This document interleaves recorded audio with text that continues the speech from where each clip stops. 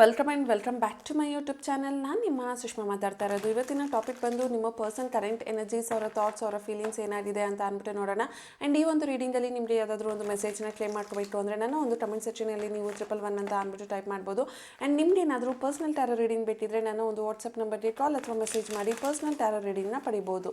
So ನೋಡೋಣ ನಿಮ್ಮ person energy ಯಾವ ಥರ ಇದೆ, ಅವ್ರು ಏನು ಫೀಲ್ ಮಾಡ್ತಿದ್ದಾರೆ ಅಂತ ಅಂದ್ಬಿಟ್ಟು.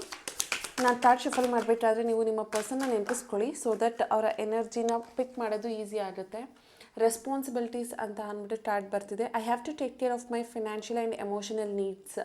ಓಕೆ, ಸೊ ಸ್ವಲ್ಪ ಈ ಪರ್ಸನ್ ಅವ್ರದ್ದೇ ಆದಂತಹ ಒಂದು ರೆಸ್ಪಾನ್ಸಿಬಿಲಿಟೀಸ್ ಇದೆ. ಅದು ಫ್ಯಾಮಿಲಿ ಆಗಿರ್ಬೋದು, ಫಿನಾನ್ಷಿಯಲ್ ಟಾಪಿಕ್ ಆಗಿರಬಹುದು, ಅಥವಾ ಅವರ ಎಮೋಷನ್ಸ್ನ ವ್ಯಾಲ್ಯೂ ಮಾಡಲ್ಲ ಅಂತ ಅಂದ್ಬಿಟ್ಟು ಇನ್ನೆಲ್ಲೋ ಎಮೋಷನ್ಸ್ಗೆ ರೆಸ್ಪೆಕ್ಟ್ ಮಾಡ್ತಿದ್ದಾರೆ ಅಂತ ಅದನ್ನು ಅವರ ರೆಸ್ಪಾನ್ಸಿಬಿಲಿಟೀಸ್ ಅಂತ ತೊಗೊಳ್ತಾ ಇದ್ದಾರೆ ಅಂತಲೂ ಅನ್ನಿಸ್ತಾ ಇದೆ. ಸೊ ಇವ್ರನ್ನ ನೀವೇನಾದರೂ ಇಷ್ಟಪಟ್ಟಿದ್ದು ಆ್ಯಂಡ್ ಇವ್ರೇನಾದರೂ ನಿಮ್ಮನ್ನು ಸೇಮ್ ಈಕ್ವಲ್ ಎಫರ್ಟ್ಸ್ ಹಾಕಿ ಇಷ್ಟಪಡ್ತಿದ್ರು ಅಂತ ಅಂದರೆ ಈ ಪರ್ಸನ್ ನಿಮ್ಮನ್ನು ದೂರ ಮಾಡ್ಕೊಂಡಿರೋದು ಒಂದು ಅವರ ರೆಸ್ಪಾನ್ಸಿಬಿಲಿಟೀಸಿಂದ, ಅವರ ಫ್ಯಾಮಿಲಿಗೋಸ್ಕರ, ಅವರ ಒಂದು ಕೆರಿಯರ್ಗೋಸ್ಕರ, ಅಥವಾ ಅವರ ಫಿನಾನ್ಷಿಯಲ್ ಥಿಂಗ್ಸ್ಗೋಸ್ಕರ. ಈ ಥರ ಇದನ್ನು ಹೇಳ್ಬೋದು ಒಂಥರ ಈ ಪರ್ಸನ್ ಸೆಲ್ಫಿಶ್ ಆಗಿ ನಿಮ್ಮನ್ನು ದೂರ ಮಾಡ್ಕೊಂಡಿದ್ದಾರೆ. ಸೆಲ್ಫಿಶ್ನೆಸ್ ಇದ್ದೇ ಈ ಪರ್ಸನ್ ನಿಮ್ಮನ್ನು ದೂರ ಮಾಡಿಕೊಂಡ್ರು. ಅವ್ರಿಗೆ ಅವರ ಒಂದು ರೆಸ್ಪಾನ್ಸಿಬಿಲಿಟೀಸ್ನ ಬಿಟ್ಟು ನಿಮ್ಮನ್ನು ಹ್ಯಾಂಡಲ್ ಮಾಡೋದಕ್ಕಾಗಲಿಲ್ಲ ಅನ್ನೋ ಒಂದು ಮನಸ್ಥಿತಿಯಲ್ಲಿ ಈ ಪರ್ಸನ್ ನಿಮ್ಮನ್ನು ದೂರ ಮಾಡ್ಕೊಂಡಿದ್ದಾರೆ ಅಂತ ಅಂದ್ಬಿಟ್ಟು ಕಾಣಿಸ್ತಾ ಇದೆ. So the first card is responsibilities ಅಂತ ಬರ್ತಾ ಇದೆ. So will see further card ಏನಿದೆ ಅಂತ ಅಂದ್ಬಿಟ್ಟು.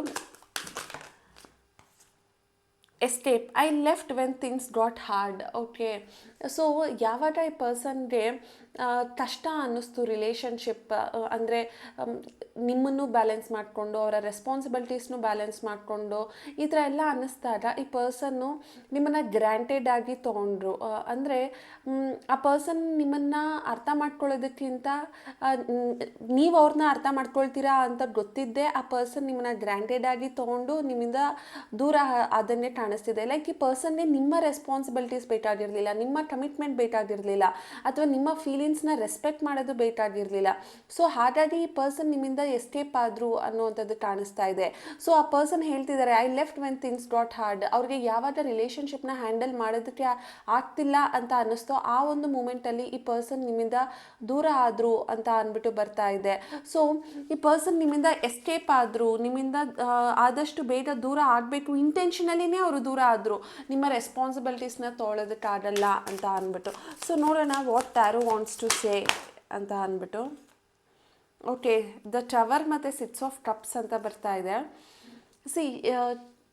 First of all tower meaning ಏನು ಅಂದರೆ ನೀವು ಮತ್ತು ಆ ಪರ್ಸನ್ ಒಂದು ರಿಲೇಷನ್ಶಿಪ್ಪಲ್ಲಿ ತುಂಬ ಖುಷಿಯಾಗಿದ್ರಿ, ತುಂಬ ಸಂತೋಷವಾಗಿದ್ರಿ, ಈ ಪರ್ಸನ್ನ ನೀವು ತುಂಬ ಇಷ್ಟಪಡ್ತಿದ್ರಿ ಆ್ಯಂಡ್ ಈವನ್ ಆ ಪರ್ಸನ್ ಕಡೆಯಿಂದನೂ ಒಂದು ಈಕ್ವಲ್ ಎಫರ್ಟ್ಸ್ ಅನ್ನೋ ಅಂಥದ್ದು ಕಾಣಿಸ್ತಿತ್ತು. ಸೊ ನಿಮ್ಮ ಮೇಲೆ ಇದ್ದಂತಹ ಒಂದು ಜವಾಬ್ದಾರಿನ ಆ ಪರ್ಸನ್ ಅವಾಗ ತೊಗೊಂಡ್ರು ಆ್ಯಂಡ್ ಈ ಪರ್ಸನ್ ನಿಮ್ಮ ಲೈಫ್ಗೆ ಆಲ್ ಆಫ್ ಎ ಸಡನ್ ಬಂದಿದ್ದು. ಅವರಾಗೆ ಅವರೇ ಬಂದರು, ಅವರಾಗೆ ಅವರೇ ನಿಮ್ಮ ಹತ್ರ ಅವರ ಫೀಲಿಂಗ್ಸ್ನ ಶೇರ್ ಮಾಡಿಕೊಂಡ್ರು.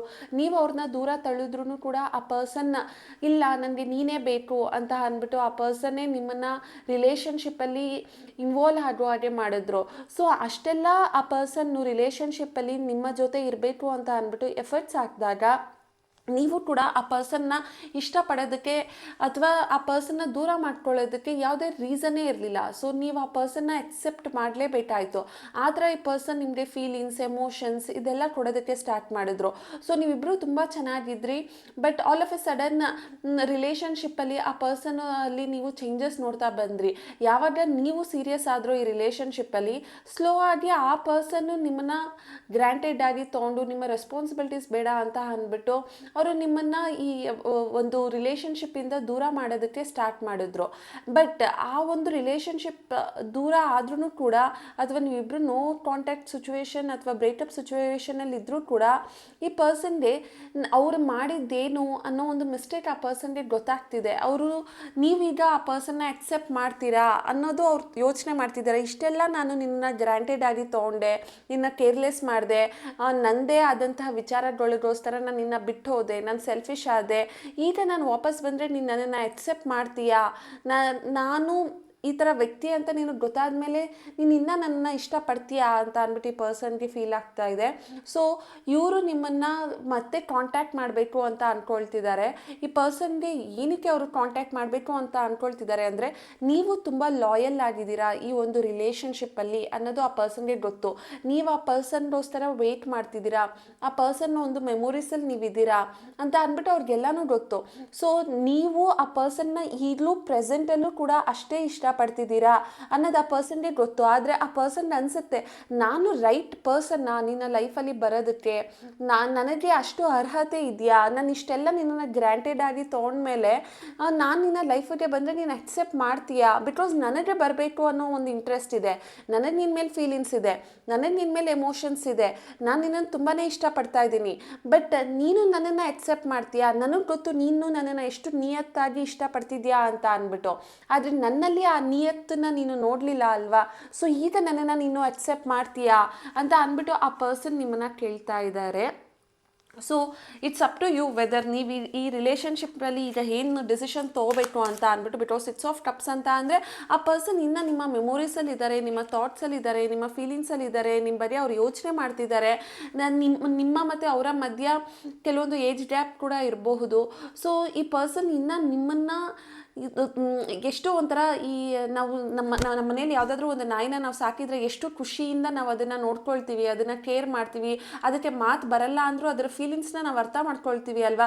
ನೀವು ಕೂಡ ಆ ಪರ್ಸನ್ನ ನೀವು ಅಷ್ಟೇ ಲಾಯಲ್ ಆಗಿ ಅಷ್ಟೇ ಅವರ ಫೀಲಿಂಗ್ಸ್ನ ಅರ್ಥ ಮಾಡ್ಕೊಂಡಿದ್ದೀರಾ ಅನ್ನೋದು ಆ ಪರ್ಸನ್ಗೆ ಎಲ್ಲನೂ ಗೊತ್ತಿರೋದ್ರಿಂದ ಆ ಪರ್ಸನ್ಗೆ he or she wants to come back in your life ಅಂತ ಅಂದ್ಬಿಟ್ಟು ಆ ಪರ್ಸನ್ಗೆ ಫೀಲ್ ಆಗ್ತಿದೆ ಅಂತ ಅಂದ್ಬಿಟ್ಟು ಕಾಣಿಸ್ತಾ ಇದೆ. And will see further 2 more cards. ಏನಾದರೂ ಆ ಪರ್ಸನ್ಗೆ ಫೀಲಿಂಗ್ಸ್ ಇದೆಯಾ ಅಂತ ಅಂದ್ಬಿಟ್ಟು, ಫೀಲಿಂಗ್ಸ್ ಇದ್ದರೆ ಯಾವ ಥರ ಫೀಲಿಂಗ್ಸ್ ಅಂತ ಅಂದ್ಬಿಟ್ಟು ತುಂಬ ಕಾರ್ಡ್ಸ್ ಬಿತ್ತು. Will take only 2 cards. Okay so the devil and 3 of Swords.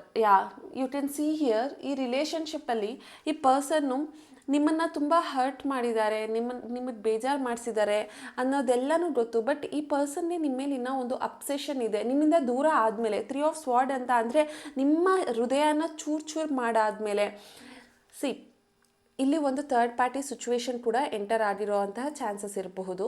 ನಿಮ್ಮ ಒಂದು ರಿಲೇಷನ್ಶಿಪ್ನ ಬೇರೆ ವ್ಯಕ್ತಿಗಾಗಿ ಬಿಟ್ಟಿರೋದಾಗಿರ್ಬೋದು, ಅಥವಾ ಬೇರೆ ಒಂದು ರೆಸ್ಪಾನ್ಸಿಬಿಲಿಟೀಸ್ ಆದರೂ ಆಗಿರ್ಬೋದು, ನಿಮ್ಮನ್ನು ದೂರ ಮಾಡ್ಕೊಂಡಿರೋವಂಥ ಚಾನ್ಸಸ್ ಇದೆ.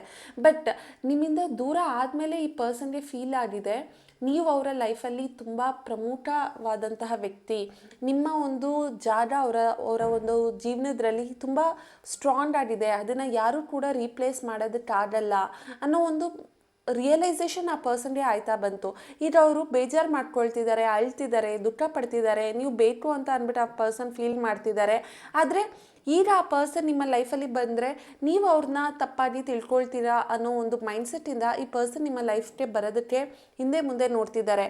ಆದರೆ ಆ ಪರ್ಸನ್ ವಿಚಾರಗಳನ್ನ ಆಲೋಚನೆ ಮಾಡ್ತಿದ್ದಾರೆ, ನಿಮ್ಮ ಜೀವನದಲ್ಲಿ ಏನಾಯಿತು, ಅವರ ಜೀವನದಲ್ಲಿ ಏನಾಯಿತು ಅಂತ ಅಂದ್ಬಿಟ್ಟು. ಆದರೆ ಇನ್ನು ಈ ಪರ್ಸನ್ಗೆ ನಿಮ್ಮ ಮೇಲೆ ಒಂದು ಅಟ್ರ್ಯಾಕ್ಷನ್ ಇದೆ, ಒಂದು ಅಬ್ಸೆಷನ್ ಇದೆ, ಮತ್ತು ಆ ಪರ್ಸನ್ಗೆ ನಿಮ್ಮ ಮೇಲೆ ಒಂದು ಫೀಲಿಂಗ್ಸ್ ಅನ್ನೋ ಅಂಥದ್ದಿದೆ. ಅವರು ನಿಮ್ಮ ಒಂದು ಫೀಲಿಂಗ್ಸಿಂದ ಅವ್ರು ಹೊರಗಡೆನೇ ಹೋಗಿಲ್ಲ, ಆದರೆ ಅವರ ಒಂದು ಪರಿಸ್ಥಿತಿ, ಅವರ ಒಂದು ಸಿಚುವೇಶನ್ ನಿಮ್ಮಿಂದ ಹೊರಗಡೆ ಬರೋ ಹಾಗೆ ಮಾಡಿದೆ.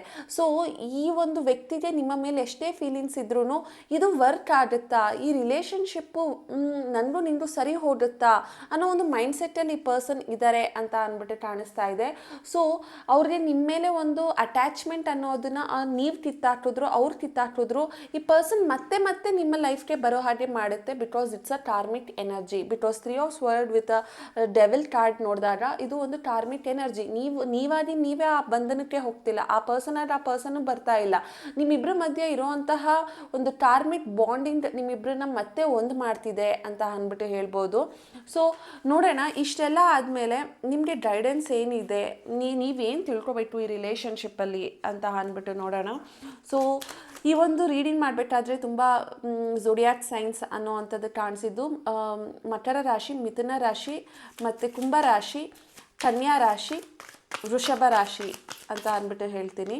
ಓಕೆ, ಸೊ 8 ಆಫ್ ಸ್ವಾರ್ಡ್ ಅಂತ ಬರ್ತಿದೆ ಅಂತ ಅಂದರೆ ನೀವು ಈ ಪರ್ಸನ್ನ ಒಂದು ಮೈಂಡಲ್ಲೇ ಸ್ಟಕ್ ಆಗೋಗಿದ್ದೀರಾ. ನೀವಿನ್ನೂ ಓವರ್ ಥಿಂಕ್ ಮಾಡಿಕೊಂಡು ಈ ಪರ್ಸನ್ ಫೀಲಿಂಗ್ಸಲ್ಲೇ ಇನ್ನೂ ಟ್ರ್ಯಾಪ್ ಆಗಿ ನಿಮಗೆ ಪ್ರಪಂಚನ ನೋಡೋ ಶಕ್ತಿನೇ ಮರ್ತೋಗ್ಬಿಟ್ಟಿದ್ದೀರಾ. ನಿಮ್ಮನ್ನು ನೀವೇ ಈ ಪರ್ಸನ್ ಒಂದು ಮೈಂಡ್ಸೆಟ್ಟಲ್ಲಿ ಸ್ಟಕ್ ಆಗೋಗಿದ್ದೀರಾ. ನೀವು ಏನೇ ಆದ್ರೂ ಈ ಪರ್ಸನ್ನಿಂದ ಹೊರಗಡೆ ಬರೋದಕ್ಕೆ ರೆಡಿಯಾಗಿಲ್ಲ.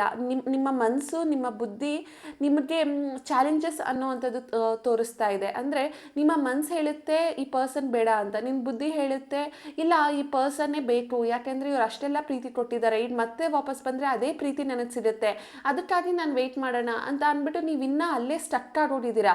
ಸೊ ಈ ಒಂದು ಕಾರ್ಡ್ ಬಂದಿದೆ ಅಂತ ಅಂದರೆ ಯು ನೀಡ್ ಟು ಥಿಂಕ್, ಈ ಪರ್ಸನ್ನು ನಿಮಗೆ ಅರ್ಹರ, ನಿಮ್ಮ ಲೈಫಲ್ಲಿ ಈ ಪರ್ಸನ್ ರೈಟ್ ಚಾಯ್ಸಾ ಅಂತ ಯೋಚನೆ ಮಾಡಿ ಒಂದ್ಸರಿ. ರಿಲೇಷನ್ಶಿಪ್ಪನ್ನು ಓವರ್ ಥಿಂಕ್ ಮಾಡಬೇಡಿ. ಅವ್ರು ಬರಲಿ ಅನ್ನೋ ಒಂದು ಆಲೋಚನೆಯಲ್ಲಿ ಇರಬೇಡಿ. ನಿಮಗೆ ಫ್ಯೂಚರಲ್ಲಿ ಅವ್ರು ಬಂದಾಗ ಅವ್ರನ್ನ ಅಕ್ಸೆಪ್ಟ್ ಮಾಡ್ತೀನಿ ಅನ್ನೋ ಒಂದು ಮೈಂಡ್ಸೆಟ್ಟಲ್ಲಿ ಇರಿ ಹೊರತು ಒಂದು ಸ್ಟಕ್ಕಿಂದ ಹೊರಗಡೆ ಬನ್ನಿ. ಇಲ್ಲೊಂದು ದಾರ ಕಟ್ಕೊಂಬಿಟ್ಟಿದ್ದೀರಾ, ನಿಮಗೆ ನೀವೇ ಇಲ್ಲೊಂದು ಟ್ರ್ಯಾಪ್ ಆಗೋಗಿದ್ದೀರಾ. ನೀವೇ ಆ ಬ್ಲೈಂಡ್ ಫೋಲ್ಡ್ನ ತೆಗೆದು ಆ ದಾರನ್ನು ತೆಗೆದು ನೀವು ಈಸಿಯಾಗಿ ವಾಕ್ ಅವೇ ಮಾಡ್ಬೋದು, ಬಟ್ ನಿಮ್ಮ ಕೈಯಲ್ಲೇ ಆಗ್ತಾ ಇಲ್ಲ. ಸೊ ಹಾಗಾಗಿ ನಿಮಗೆ ರಿಲೇಷನ್ಶಿಪ್ ಬೇಕು ಬೇಡವಾ ಅನ್ನೋ ಡಿಸಿಷನ್ ತೊಗೊಳ್ಳೋ ಅಂಥ ಕೆಪಾಸಿಟಿ ನಿಮ್ಗಿದ್ರೂ ನೀವು ತೊಗೊಳ್ತಿಲ್ಲ ಅನ್ನೋವಂಥದ್ದು ಕಾಣಿಸ್ತಾ ಇದೆ.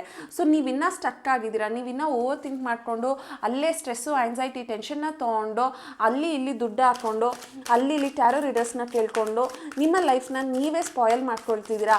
ಖುಷಿನ ನೀವೇ ಹುಡ್ಕೋಬೇಕು, ಬಟ್ ನೀವು ಖುಷಿನ ಹುಡ್ಕೊಳ್ಳೋದೇ ಬಿಟ್ಬಿಟ್ಟಿದ್ದೀರಾ. ಇದು ಕೂಡ ಸ್ಟಕ್ ಎನರ್ಜಿ. ಆ್ಯಂಡ್ ಮ್ಯಾನ್ ಅಂದರೆ ನಿಮ್ಮ ಆಲೋಚನೆನ ಚೇಂಜ್ ಮಾಡಿ, ನಿಮ್ಮ ದೃಷ್ಟಿಕೋನನ ಚೇಂಜ್ ಮಾಡಿ, ನಿಮ್ಮ ಮನಸ್ಥಿತಿನ ಚೇಂಜ್ ಮಾಡಿ. ಎಲ್ಲಿದ್ದೀರೋ ಅಲ್ಲೇ ಸ್ಟಕ್ ಆಗಬೇಡಿ. ನೀವು ಈಸಿಯಾಗಿ ವಾಕ್ ಅವೇ ಮಾಡ್ಬೋದು. ವಾಕ್ ಅವೇ ಮಾಡಬೇಕು ಅಂದರೆ ನಿಮ್ಗೊಂದು ಕ್ಲಾರಿಟಿ ಬೇಕು. ಆ ಕ್ಲಾರಿಟಿನ ತೊಗೊಳ್ಳಿ. ಅದು ಬಿಟ್ಟು ಯಾವಾಗಲೂ ಕೂಡ ಅವ್ರು ಬರ್ತಾರೆ ಅನ್ನೋದನ್ನ ಯೋಚನೆ ಮಾಡಿಕೊಂಡು ಅಲ್ಲೇ ಸ್ಟಕ್ ಆಗಬೇಡಿ. ಗೈಡೆನ್ಸ್ ಏನು ಹೇಳ್ತಿದೆ ಅಂದರೆ ಆ ಪರ್ಸನ್ ಬಂದಾಗ ನೀವು ಆ ಪರ್ಸನ್ ರೀತಿಯಲ್ಲಿ ಯೋಚನೆ ಮಾಡಿ. ಬಟ್ ಈಗಿನ್ನೂ ಆ ಪರ್ಸನ್ ಬಂದಿಲ್ಲ ಅಲ್ವಾ, ನೀವು ಯಾಕೆ ಇವಾಗಲಿಂದನೇ ಆ ಪರ್ಸನ್ಗೋಸ್ಕರ ನೀವು ಆ ಪರ್ಸನ್ ಬರಲಿ, ಅವ್ರು ನನ್ನ ಜೊತೆ ಇದ್ರೆ ಖುಷಿಯಾಗಿರುತ್ತೆ, ನನ್ನ ಜೀವನ ಚೆನ್ನಾಗಿತ್ತು, ನಾನು ಆ ಥರ ಇದ್ದೆ ಈ ಥರ ಇದ್ದೆ ಅಂತ ಪಾಸ್ಟ್ಗೆ ಹೋಗ್ಬಿಡ್ತೀರಾ. ಮತ್ತೆ ನೀವು ಪಾಸ್ಟ್ಗೂ ಹೋಗ್ತೀರಾ, ಫ್ಯೂಚರ್ಗೂ ಹೋಗ್ತಿದ್ದೀರಾ, ಬಟ್ ಪ್ರೆಸೆಂಟಲ್ಲಿ ಲೈವ್ಲಿ ಆಗಿರೋದನ್ನು ಮರ್ತೋಗ್ಬಿಟ್ಟಿದ್ದೀರಾ. ಸೊ ಹಾಗಾಗಿ ಪ್ರೆಸೆಂಟಲ್ಲಿ ಲೈವ್ಲಿ ಆಗಿರೋದಕ್ಕೆ ಟ್ರೈ ಮಾಡಿ. ಇರೋವಂತಹ ಸಿಚುವೇಶನಿಂದ ಹೊರಗಡೆ ಬನ್ನಿ. ಪ್ರಪಂಚದಲ್ಲಿ ಖುಷಿ ಸಂತೋಷ ಎರಡೂ ಇದೆ, ಆದರೆ ನೀವು ನೋಡೋ ದೃಷ್ಟಿಕೋನನ ಚೇಂಜ್ ಮಾಡಿದ್ರೆ ನಿಮ್ಮ ಜೀವನದಲ್ಲಿ ನೀವು ಖುಷಿನ ಕೂಡ ನೋಡಬಹುದು ಅನ್ನೋದು ಈ ಒಂದು ಕಾರ್ಡ್ ಮೀನಿಂಗ್ ಹೇಳ್ತಿದೆ. ಸೊ ಇಲ್ಲಿ ಬಂದಂತಹ ಡೇಟ್ ಆಫ್ ಬರ್ತ್ ಬಂದು 6, 17, 20, 22, 16, 14, 21 ಆ್ಯಂಡ್ 28 ಆಗಿರುತ್ತೆ. ಆ್ಯಂಡ್ ಇನ್ಷಿಯಲ್ ಬಂದು HNPMSQNF ಆಗಿರುತ್ತೆ. ಇದಾಗಿತ್ತು ಇವತ್ತಿನ ರೀಡಿಂಗ್. ನಿಮ್ಗೇನಾದರೂ ಈ ರೀಡಿಂಗ್ ಇಷ್ಟ ಆಗಿದ್ರೆ ನಾನು ಒಂದು ಕಮೆಂಟ್ ಸೆಕ್ಷನಲ್ಲಿ ತಿಳಿಸಿ. Thank you.